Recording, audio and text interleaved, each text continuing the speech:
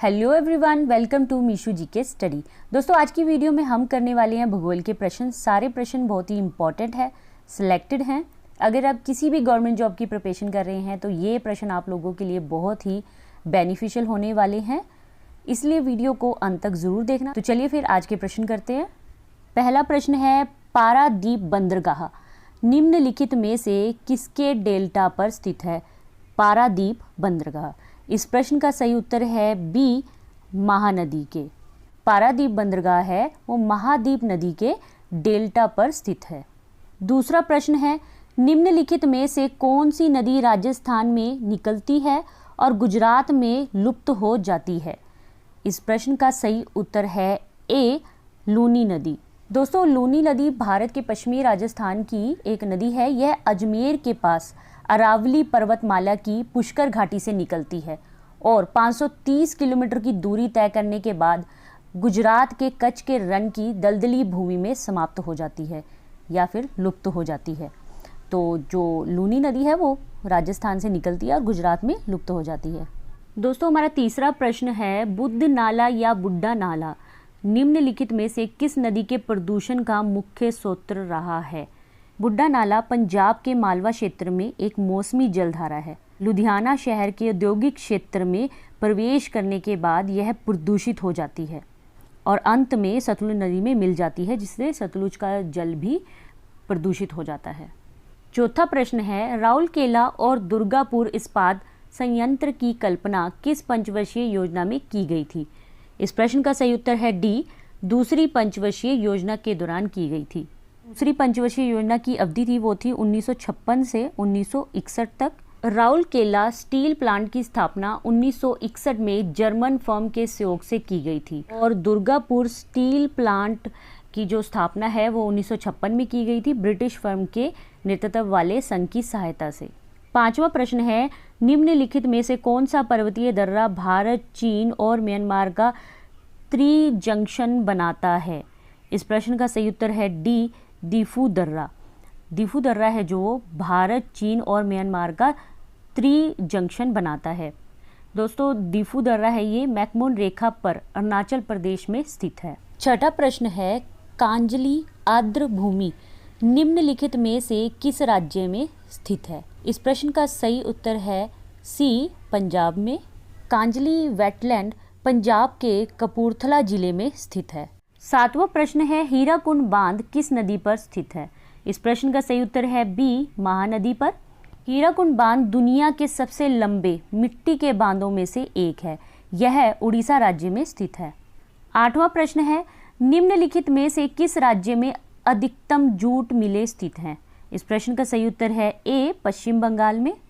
दोस्तों, हमारा नौवां प्रश्न है, अलमट्टी बांध निम्नलिखित में से किस राज्य में स्थित है? इस प्रश्न का सही उत्तर है बी, कर्नाटक राज्य में। अलमट्टी बांध भारत के उत्तरी कर्नाटक में कृष्णा नदी पर एक जल विद्युत परियोजना है। हमारा 10वां प्रश्न है, मंगरवानी वन किसी न किसी पर्यावरणीय चिंता के कारण अक्सर खबरों में रहा है। यह वन भारत के किस राज्य में स्थित है? इस प्रश्न का सही उत्तर है डी, हरियाणा राज्य में। 11वां प्रश्न है, भारत में निम्नलिखित में से कौन सा भूकंप बांध के निर्माण के कारण आया था? इस प्रश्न का सही उत्तर है बी, कोयना भूकंप 1967 में। दोस्तों, कोयना नदी महाराष्ट्र में स्थित है और वहीं पर बांध बनाया जा रहा था कोयना नदी के ऊपर ही, और जिस कारण वहां पर भूकंप आ गया था। 12वां प्रश्न है, जोगी मट्टी हिल स्टेशन भारत के निम्नलिखित में से किस राज्य में स्थित है? इस प्रश्न का सही उत्तर है सी, कर्नाटक राज्य में। जोगी मट्टी हिल स्टेशन कर्नाटक राज्य के चित्रदुर्ग जिले में स्थित है। 13वां प्रश्न है, निम्नलिखित में से किस पहाड़ी पर पूर्वी घाट और पश्चिमी घाट जुड़ते हैं? इस प्रश्न का सही उत्तर है ए, नीलगिरी पहाड़ियों पर। 14वां प्रश्न है, जोजिला दर्रा निम्नलिखित में से किन क्षेत्रों के बीच स्थित है? इस प्रश्न का सही उत्तर है ए, कश्मीर घाटी और लद्दाख के बीच में स्थित है। 15वां प्रश्न है, राधा नगर समुद्र तट भारत के निम्नलिखित में से किस राज्य या केंद्र शासित प्रदेश में स्थित है? राधा नगर समुद्र तट। तो इस प्रश्न का सही उत्तर है सी, अंडमान और निकोबार द्वीप समूह में। 16वां प्रश्न है, निम्नलिखित में से कौन सी नदी यमुना की सहायक नदी नहीं है? तो सबसे पहले ऑप्शन देख लेते हैं सारे। ऑप्शन ए बेतवा नदी, बी चंबल नदी, सी गंडक नदी, डी केन नदी। तो इन चारों नदियों में से कौन सी यमुना की सहायक नदी नहीं है? इस प्रश्न का सही उत्तर है सी गंडक नदी। गंडक नदी है जो वो यमुना की सहायक नदी नहीं है, लेकिन बेतवा, चंबल और केन ये जो तीनों नदियां हैं ये यमुना की सहायक नदी हैं। 17वां प्रश्न है, कावेरी जल बंटवारा विवाद किन दो राज्यों के बीच में है? इस प्रश्न का सही उत्तर है ए तमिलनाडु और कर्नाटक राज्य के बीच में है ये। 18वां प्रश्न है, लेप्चा भारत के निम्नलिखित में से किस राज्य में लोकप्रिय भाषा है? लेप्चा। तो इस प्रश्न का सही उत्तर है ए सिक्किम राज्य में। 19वां प्रश्न है, निम्नलिखित में से कौन सी नदी नेपाल से निकलती है और गंगा में मिल जाती है? इस प्रश्न का सही उत्तर है सी कोसी नदी। कोसी नदी है जो नेपाल से निकलती है और गंगा में मिल जाती है। कोसी नदी को बिहार का शोक भी कहा जाता है। 20वां प्रश्न है, साबरमती नदी निम्नलिखित में से किस पर्वतमाला से निकलती है? साबरमती नदी। इस प्रश्न का सही उत्तर है डी अरावली पर्वतमाला से निकलती है। 21वां प्रश्न है, विश्व के पहले ग्रीन हाउस गैस निगरानी उपग्रह का नाम क्या है? विश्व के पहले ग्रीन हाउस गैस निगरानी उपग्रह का नाम। इस प्रश्न का सही उत्तर है सी इबुकी। दोस्तों हमारा 22वां प्रश्न है, निम्नलिखित में से किस तितली प्रजाति को आधिकारिक तौर पर तमिलनाडु की राज्य तितली घोषित किया गया है? इस प्रश्न का सही उत्तर है ए सिरोक्रोआ थायस।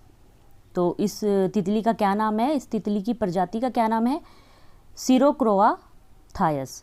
23वां प्रश्न है, होन्शु द्वीप किस देश में स्थित है? होन्शु द्वीप।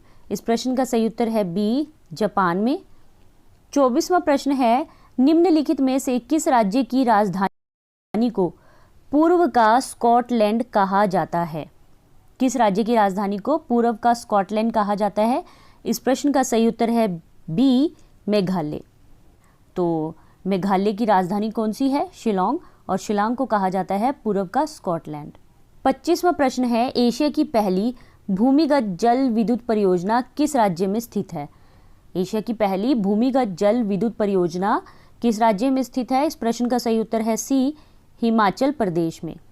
तो फ्रेंड्स ये थे आज के टॉप 25 भूगोल से संबंधित प्रश्न। सारे प्रश्न बहुत ही इम्पोर्टेंट हैं, सिलेक्टेड हैं। आशा करती हूँ कि आप लोगों को प्रश्न अच्छे लगे होंगे। अगर आप लोगों को प्रश्न अच्छे लगे हैं, वीडियो अच्छी लगी है, तो प्लीज़ इसे लाइक, शेयर और चैनल को सब्सक्राइब करना मत भूलिए। मिलेंगे नेक्स्ट वीडियो में और भी बेहतरीन और महत्वपूर्ण प्रश्नों के साथ। ऐसे ही अपनी तैयारी करते रहिए। जय हिंद, जय भारत।